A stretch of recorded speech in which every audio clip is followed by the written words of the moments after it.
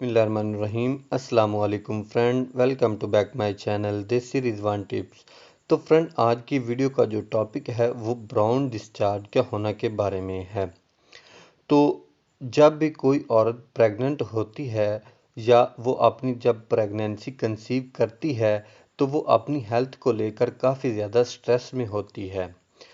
तो इसकी सेहत में अगर कोई भी चेंजेस आते हैं तो वो बहुत ज़्यादा स्ट्रेस में आ जाती है कि इसके बेबीज़ पर को जो है ना किसी किस्म का इन्फेक्शन तो नहीं हो रहा या इसको प्रॉब्लम तो नहीं है। तो इसी तरह ही एक ये जो ब्राउन डिस्चार्ज का मसला है होना है वो भी एक कॉमन मसला है।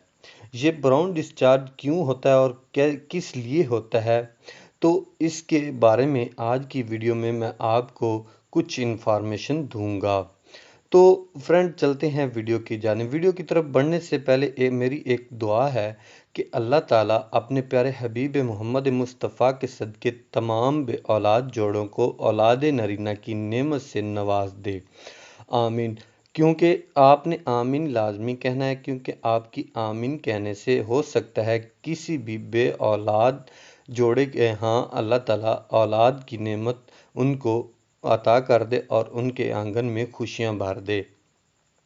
तो फ्रेंड, चलते हैं वीडियो की जानिब। तो काइंडली यहाँ आपको एक रिक्वेस्ट करता चलूँ, अगर आप मेरे official YouTube channel this series one tips पर पहली दफ़ा विजिट कर रहे हैं तो काइंडली मेरे चैनल को सब्सक्राइब कर लें और साथ ही खड़े बेल वाले बटन को भी लाजमी प्रेस कर लें, तो आगे आने वाली नई इन्फॉर्मेटिव वीडियो का नोटिफिकेशन आपको सबसे पहले मिल जाएगा।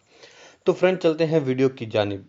तो अगर आपको जो है ना प्रेगनेंसी कंसीव हो गई है और आपके जो पीरियड हैं वो लेट आते हैं या आपका लेकिन आपको एक वक्त ऐसा आता है कि आपके पीरियड लेट हो गए हैं और आपको पीरियड नहीं है लेकिन ब्राउन डिस्चार्ज होना शुरू हो जाता है, तो ये आपके लिए किसी भी किस्म की कोई टेंशन वाली बात नहीं है।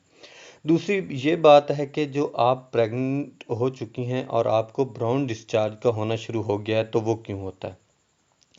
तो ब्राउन डिस्चार्ज का होना बहुत ही बड़ी रीज़न होती है। सबसे पहले ये है कि जब भी कोई औरत प्रेगनेंसी कंसीव करती है तो इसकी बच्चादानी के अंदर ब्लड का जो फ्लू होता है वो बहुत ज़्यादा हो जाता है।